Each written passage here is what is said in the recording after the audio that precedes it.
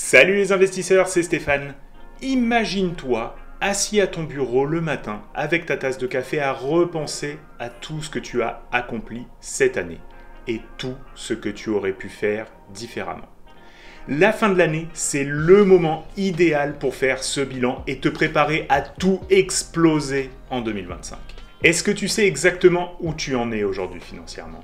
Et surtout, est-ce que tu sais où est-ce que tu veux arriver dans les prochaines années? Si c'est pas encore clair pour toi, pas de panique. Je vais aujourd'hui te montrer comment faire un bilan complet de ta situation financière et projeter des objectifs concrets pour réaliser tes rêves. Allez, c'est parti! D'abord, il te faut une vision claire de ta situation actuelle. Pour cela, rassemble tout. Tes actifs, c'est-à-dire le solde de tes comptes bancaires, le solde de tous tes comptes de courtage, le solde de tes portefeuilles crypto, la valeur estimée de ta maison, la valeur estimée de tes biens locatifs, la valeur de ton auto ou encore la valeur estimée de tes meubles et autres biens. Tu vas aussi lister tes passifs, par exemple le montant de tes dettes de carte de crédit, le montant de tes dettes étudiantes, le montant de ton crédit auto ou encore de ton hypothèque et de toute autre dette. C'est un peu comme faire l'état des lieux d'une maison avant de commencer les travaux.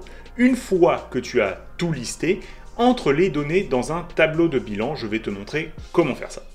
Donc une fois que tu es dans ton outil de bilan, tu vas lister tous les actifs que tu avais déjà préparés. Donc là, par exemple, j'ai mis le compte chèque, l'épargne, le fonds d'urgence. Donc cette personne-là, elle a 1500 $ sur son compte chèque, 2000 sur son épargne, etc., etc. Donc tu peux voir par exemple les CPG, les obligations, donc ce qu'elle a dans son CELI, ce qu'elle a dans ses REER. Tout est listé par type de compte pour rendre ça encore plus pertinent quand tu le regardes.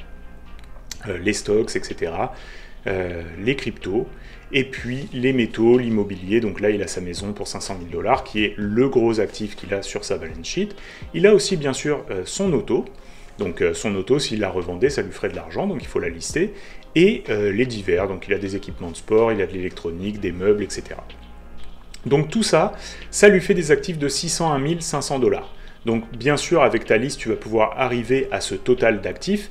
Maintenant, avec ce spreadsheet que j'ai, bien sûr, j'ai quelques petites fonctionnalités sympathiques, comme par exemple les projections de croissance, où tu peux mettre les moyennes annuelles de la classe d'actifs, ou par exemple, quand c'est des obligations, tu sais exactement quel est le coupon, donc tu peux directement mettre la valeur ici. Pour les stocks, tu vois, j'ai mis 8% ici. Pour les cryptos, j'ai mis 63%. On a les métaux, donc j'ai mis 3%, etc.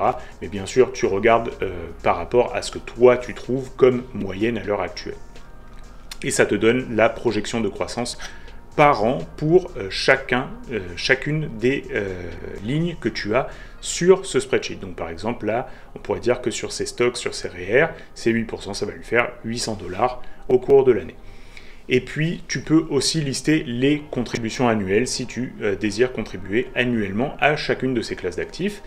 Tu as aussi ici une case pour mettre les valeurs de l'année passée pour chacune de ces cases et ça va te permettre de voir la variation que tu as eue au cours de l'année entre l'année précédente et cette année sur chaque classe d'actifs. Pour les dettes, c'est la même chose. Donc là, tu vois, on a listé toutes les dettes de cette personne. Pas de dette de carte de crédit, il a juste un téléphone pour 500 $, il n'y a pas d'intérêt dessus, mais il doit juste payer 30 $ par mois pour payer le téléphone, pour une durée de 2 ans. Donc là, il a aussi un prêt hypothécaire, donc ça c'est sa grosse dette, c'est son prêt hypothécaire, 375 000 $ à un taux de 4,2. Ça lui coûte 15 750 $ en intérêt pour l'année, et il a des paiements mensuels de 1700 $ pour une durée de 300 mois, donc 25 ans. Le prêt lui aura coûté à maturité 229 195 $. Et puis, il a la possibilité d'avoir une marge de crédit hypothécaire, donc on l'a rentré ici, mais il ne l'a pas utilisé. Et il a des prêts auto. Donc, pour sa Toyota, il a 15 000 $ de prêt auto à 8%, ce qui lui coûte 1200 $ en intérêt par an, avec des paiements mensuels de 300 $. Donc là, tu peux voir que le total de ses dettes, c'est 390 500 $ par rapport à ses actifs de 601 500 $. Donc, il a une valeur nette de 211 000 $. En fait, quand tu prends le total des actifs moins le total des dettes, ça te donne la valeur nette, comme on en a déjà parlé plusieurs fois. Et là, tu peux voir son ratio de dette sur revenu. Donc là, si on regardait ses revenus de l'année, tu peux voir que pour l'année, il a gagné 78 600 $ entre les petits dividendes qu'il a ramassés, plus ses revenus annuels, plus quelques petites choses qu'il a vendues en ligne. Donc sur ce tableau, tu vois qu'on peut voir la courbe de ses revenus, combien il a réussi à gagner, combien il a dépensé, combien il a sauvé. Ça nous donne mois par mois en fait le détail de la variation selon les différentes classes de revenus et dépenses, et ça nous montre un tableau en fait de comment a été réparti son capital entre les revenus et les dépenses. Là, tu peux voir donc que dans le bilan, par rapport à ces 78 000 qu'il a gagné cette année, il est à 30% de dette, c'est-à-dire que la couverture de ses dettes, les paiements mensuels qu'il doit faire de 2030 $, ça représente à peu près 31% de son revenu annuel brut. Sachant que jusqu'à 36%, la banque va lui prêter. Et son ratio de dette sur actif, ça c'est parce qu'il a 390 000 $ de dette par rapport à 601 000 $ d'actifs. Et donc ça donne un ratio de quasiment 65%. Donc il est endetté à peu près à 65% de ses actifs, ce qui veut dire que s'il revendait tous ses actifs, il pourrait aisément couvrir ses dettes. Si cet outil t'intéresse, je t'ai mis un lien dans la description avec justement une promotion spéciale jusqu'au 1er janvier 2025 pour que tu puisses bien commencer l'année. Maintenant que tu sais où t'en es, on va passer à la partie la plus excitante. Imagine ce que tu veux que soit ton bilan dans 3 ans. Pour ça, ça va être très simple. Fais juste une copie du feuillet qu'on vient de faire et tu vas commencer à imaginer ce que tu veux avoir à l'intérieur de ton bilan. Pas seulement en termes de bénéfices, mais aussi en termes d'actifs que tu aimerais détenir. Par exemple, si ton bilan annuel ressemble à ça, demande-toi comment tu voudrais que cet argent soit alloué d'ici 3 ans. Peut-être que tu voudrais détenir un portefeuille de stocks et de bonds, ou encore investir dans ta première propriété locative, ou même te débarrasser de dettes handicapantes qui traînent sur ton bilan. Je sais pas pour toi, mais moi, quand je mets ces lignes sur mon bilan, ça me permet de ressentir si je suis heureux de détenir ces actifs, d'en être le propriétaire. Maintenant que tu as changé la composition de ton bilan, prends un moment pour rechercher la moyenne de rendement historique de chaque classe d'actifs que tu as ajouté. Et ça va te permettre de partir de ton capital actuel et de voir à quel point il va se développer dans les 3 prochaines années, ce qui va devenir tes objectifs de rendement. Et ça va te motiver. Et on arrive maintenant à l'étape finale de cet exercice parce que c'est bien beau d'avoir fait un beau document qui va te montrer à quel point tu vas t'enrichir, mais si tu fais rien à partir de là, il va rien se passer. Donc la dernière étape va être de sélectionner les actions que tu vas entreprendre et qui vont faire la plus grande différence sur ton capital en 2025.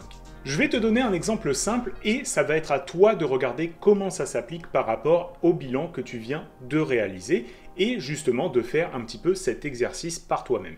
Donc imagine que tu as 10 000 $ à allouer et tu peux mettre ça soit dans un fonds obligataire ou alors dans le remboursement de la dette de ton crédit automobile.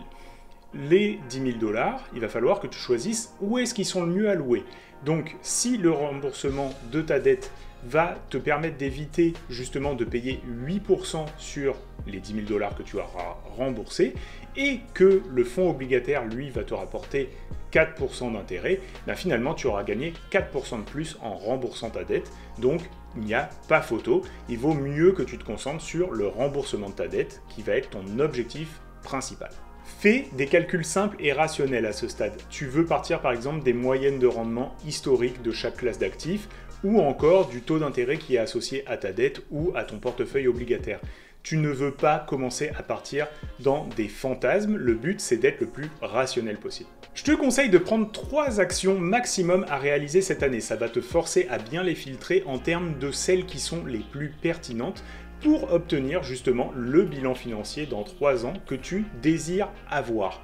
Et bien sûr, si tu arrives à accomplir ces 3 actions avant la fin de l'année, il n'y aura pas de problème à en rajouter d'autres au fur et à mesure que tu auras accompli les plus importantes. N'oublie pas que c'est les actions que tu mets en place aujourd'hui qui créent ta réalité de demain. J'espère que je t'ai apporté beaucoup de valeur à travers cette vidéo. Mets un like, un commentaire, abonne-toi à la chaîne et partage la vidéo avec tes amis pour m'aider à faire grossir la chaîne. Et si tu as besoin d'une méthodologie pour t'aider à passer à l'action, regarde la vidéo qui s'affiche sur ton écran en ce moment.